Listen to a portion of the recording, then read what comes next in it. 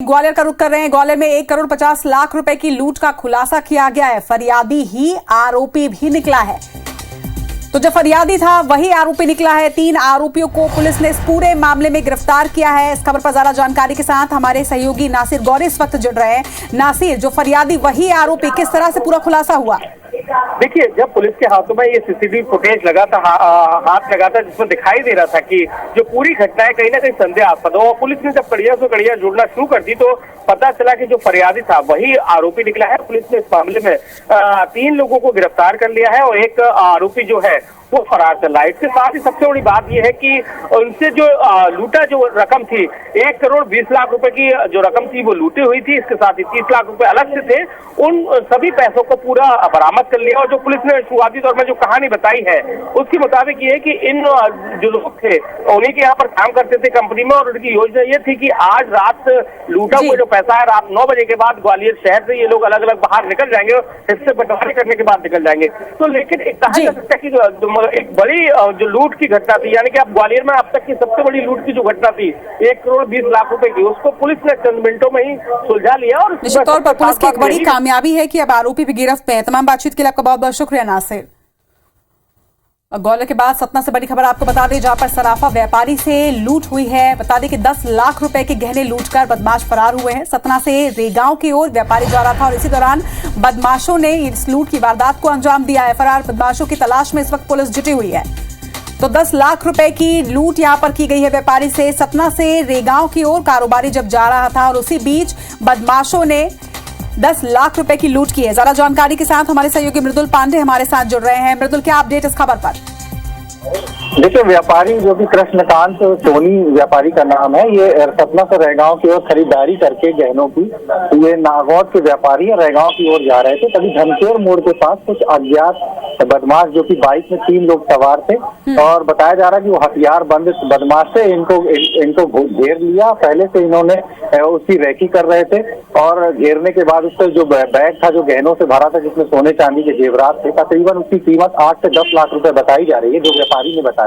और उससे बैग छीनकर और मौके से फरार हो गए। सिविल लाइन थाना को व्यापारी ने तत्काल सूचना दी। मौके पर सिविल लाइन थाना पुलिस पहुंची है और उनकी पूछताछ कर रही है। हालांकि अभी भी जो बदमाश थे वो फरार। आखिर आरोपी कौन थे? देखिए, अभी तक आरोपियों की पहचान नहीं हो पाई, क्योंकि जो स्पॉट था जहाँ पे घटना स्थल था वहाँ पे कोई किसी प्रकार का सीसीटीवी कैमरा या नहीं लगा हुआ था। फिर पुलिस आसपास के लोगों से पूछताछ कर रही है, उनका हुलिया पता करने की कोशिश कर रही है। तमाम जानकारी के लिए आपका बहुत बहुत शुक्रिया मृदुल।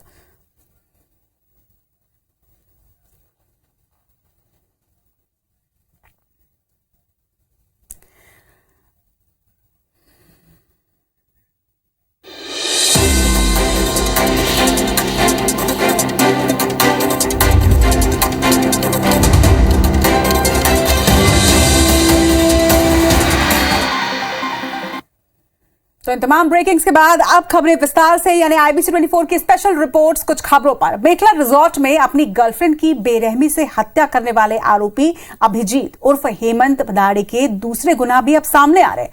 जबलपुर में उसने ठगी की कई वारदातों को भी अंजाम दिया था। एक खास रिपोर्ट आपके लिए। जघन्य हत्याकांड के इस आरोपी के कई राज फाश हो रहे हैं। जांच में खुलासा हुआ है कि आरोपी ने शिल्पा के मर्डर से पहले जबलपुर के गल्ले व्यापारी मनीष शिमनानी से 8.5 लाख रुपए की ठगी की थी। इस मामले में कोतवाली पुलिस ने जांच के लिए हेमंत को रिमांड पर लिया है। शिल्पा हत्याकांड के आरोपी की 2 दिन की रिमांड खत्म होने पर आज तिलवारा थाना पुलिस ने उसे जबलपुर जिला अदालत में पेश किया। इसके बाद कोतवाली पुलिस को 5 दिन के रिमांड पर इसे सौंपा गया। यहाँ कोतवाली में आपराधिक प्रकरण पूर्व से ही पंजीबद्ध है, धारा 406-420 का, जिसमें आरोपी की आवश्यकता थी।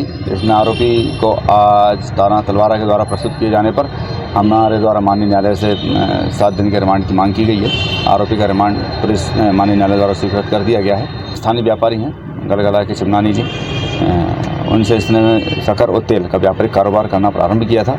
आरोपी हेमंत तेल और शक्कर कारोबारी बनकर व्यापारी से मिला था और फिर उससे 8.5 लाख रुपए का सामान उधार लेकर चंपत हो गया था। आरोपी ने शहर के एक टैक्सी ड्राइवर के साथ भी 4 लाख रुपए की ठगी को अंजाम दिया था।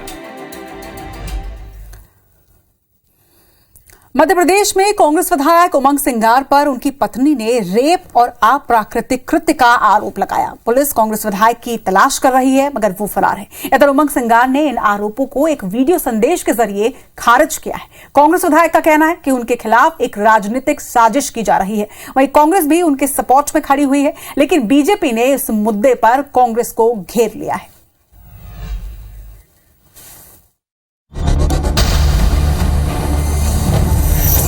कलियासोत भोपाल, उमंग की तलाश में पुलिस की दबिश। शाहपुरा भोपाल, उमंग की तलाश में पुलिस की दबिश। धार, उमंग की तलाश में पुलिस की दबिश।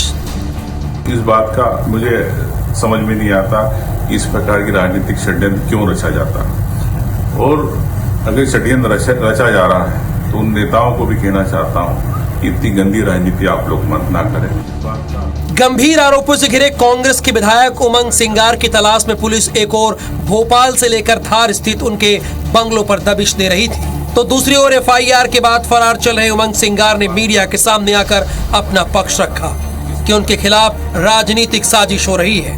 मामला पारिवारिक है। सिंगार ने यहां तक दावा किया कि उन्हें आर्थिक और मानसिक रूप से प्रताड़ित किया जा रहा है।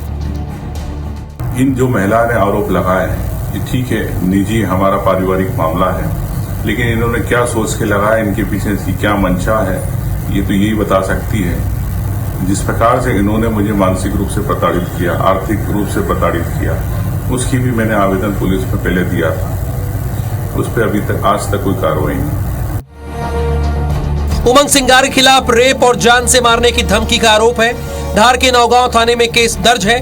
फिलहाल पुलिस उमंग सिंगार के खिलाफ गंभीर धाराओं के तहत मामला दर्ज कर जांच शुरू कर दी है। तो सिंगार अपने ऊपर लगे सभी आरोपों को राजनीतिक षड्यंत्र बता रहे हैं। तो बीजेपी ने कांग्रेस पर हमला करते हुए कहा कि ये पार्टी का नहीं बल्कि महिला उत्पीड़न का मामला है। बीजेपी ने तो मामले में राहुल की एंट्री भी करा दी है। राहुल गांधी निकले भारत जोड़ो यात्रा लेकर, बातें कर रहे हैं इतनी बड़ी बड़ी, महिलाओं के सशक्तिकरण, महिलाओं के संरक्षण की बात करते हैं, और राहुल गांधी के किचन कैबिनेट के सदस्य पर इस तरह की बातें आ रही है। तो मध्य प्रदेश में वो एंटर हो रहा है, तो उनको इस बात का जवाब देना पड़ेगा। हालांकि कांग्रेस उमंग सिंगार के बचाव में उतर गई है। कांग्रेस ने पूरे मामले को प्रेशर पॉलिटिक्स बताया और कहा कि राहुल गांधी की यात्रा से बीजेपी डरी हुई है, इसलिए झूठे हथकंडे अपना रही है। कन्याकुमारी कश्मीर तक की पदयात्रा चल रही है, उससे बीजेपी परेशान है और बहुत से विधायकों को तोड़ने की कोशिश कर रही थी। तो नहीं होने पर वो इस तरह के फर्जी मामले दर्ज करा रहे। कुल मिलाकर एफआईआर के बाद उमंग सिंगार फरार चल रहे हैं, तो दूसरी ओर बीजेपी कांग्रेस एक दूसरे पर हमलावर है। सियासी आरोप प्रत्यारोप से इतर बड़ा सवाल है कि क्या ये पूरा मामला राजनीतिक षड्यंत्र है, जैसा कि उमंग सिंगार दावा कर रहे हैं। फिलहाल सच तो जांच के बाद सामने आएगा, लेकिन जाते जाते आप बीजेपी विधायक आकाश विजयवर्गीय को सुनिए, जिन्होंने दावा किया है कि दुष्कर्म हत्या के आरोपियों के माता पिता को भी मिलनी चाहिए सजा।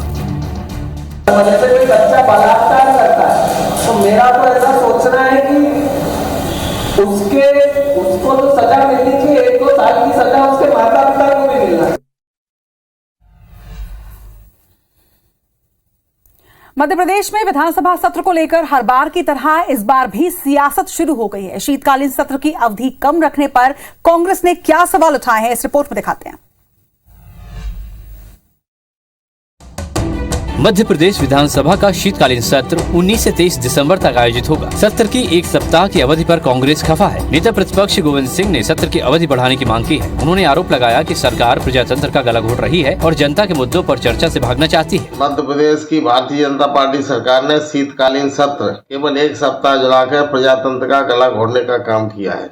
मैं माननीय मुख्यमंत्री से प्रार्थना करता हूँ कम से कम एक सप्ताह सत्र और बढ़ाएं। इधर कैबिनेट मंत्री विश्वास सारंग ने आरोपों का जवाब दिया। उन्होंने कहा कि कमलनाथ तो विधानसभा सत्र को ही फालतू बोल चुके हैं। सत्र में मुद्दे की बात विपक्ष नहीं करता, कांग्रेस सिर्फ गदर करने का काम करती है। कमलनाथ से तो ये बोलते हैं कि जितने दिन का सत्र है उतने दिन अटेंड कर लें। कमलनाथ तो कहते हैं कि विधानसभा फालतू है।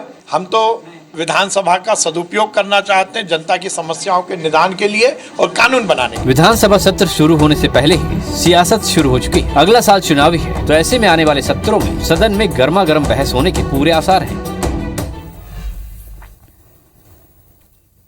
इंदौर में नाइट कल्चर की शुरुआत तो की गई, लेकिन आर्थिक गतिविधि बढ़ने की जगह शहर में अशांति का आलम है। आए दिन रात में ड्रिंक एंड ड्राइव के केसेस सामने आ रहे हैं। वहीं युवतियों की सेफ्टी पर भी अब कई सवाल उठ रहे हैं, जिस पर महापौर ने भी चिंता व्यक्त की है।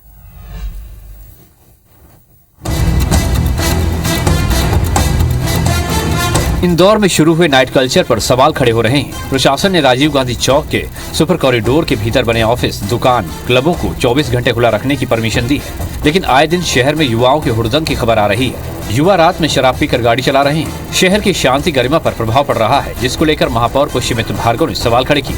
महापौर ने कहा कि नाइट कल्चर पर एक बार फिर से पुनर्विचार किया जाना चाहिए। जल्द ही संबंधित व्यक्तियों के साथ इस बारे में चर्चा की जाएगी। प्रशासन ने 24/7 एक लिमिटेड एरिया में खोलने का निर्णय लिया था। तब ये बात तय थी कि इसको अभी करके देखेंगे, फिर इस पे एक बार रिव्यू करेंगे। तो एक पक्ष है, इस पे कभी भी रिव्यू किया जा सकता है, इस पे पुनर्विचार किया जा सकता है और इस विषय को उचित स्थान पे हम रखेंगे भी अगर ऐसा लगता है तो। इंदौर में आर्थिक गतिविधियां बढ़ाने के मकसद से नाइट कल्चर शुरू किया गया था, लेकिन शहर में फैल रही अश्लीलता और कुछ घटनाओं की वजह से अब योजना पर संशय के बादल मंडरा रहे हैं। इंदौर में जनवरी में होने जा रहे प्रवासी भारतीय सम्मेलन की तैयारियां शुरू हो चुकी हैं और इसको लेकर आज महापौर ने शहर के प्रबुद्ध जनों के साथ एक परिचर्चा कार्यक्रम का आयोजन किया। इसमें सभी से सुझाव मांगे गए हैं। वहीं सम्मेलन में विदेशों से आए मेहमानों की खातिरदारी इंदौर अपने अंदाज में करने वाला है। इंदौर में प्रवासी भारतीय सम्मेलन को कैसे अलग और खास बनाया जाए, महापौर के साथ चर्चा में कई सुझाव मिले। नमकीन एसोसिएशन ने कहा कि मेहमानों को रिटर्न गिफ्ट में नमकीन के हैम्पर देना चाहता है। चमड़े के खिलौनों से सजावट की भी योजना है। AIMP ने सम्मेलन के दौरान काइट फेस्टिवल कराने का प्रस्ताव रखा। 20-25 युवा उद्यमी समन्वयक के तौर पर प्रवासी मेहमानों को इंडस्ट्री में विजिट करा सकते हैं। इंदौर के लिए गौरव और ऐतिहासिक पल है कि प्रवासी भारतीय दिवस का आयोजन 8, 9, 10 जनवरी को इंदौर में होने वाला है। सम्मेलन के दौरान 56 दुकान और नाइट में सराफा चौपाटी में खास सजावट होगी। 56 दुकान पर सिग्नेचर व्यंजन मुफ्त में परोसे जाएंगे। 56 दुकान के मशहूर जानी बेंजो, विजय चाट का प्रसिद्ध खोपरा पेटिस, मधुरम स्वीट्स की शिकंजी मेहमानों को परोसी जाएगी। हमारी जो सिग्नेचर डिश है उनका उससे प्रतिसाद मालूम पड़े कि हम क्या कर रहे हैं। स्थानीय व्यंजन रहेंगे, स्थानीय व्यंजनों का स्वाद लोग ले सकेंगे जो इसमें पार्टिसिपेट कर रहे हैं। सम्मेलन के दौरान जायकों के शहर में खातिरदारी की खास तैयारी है।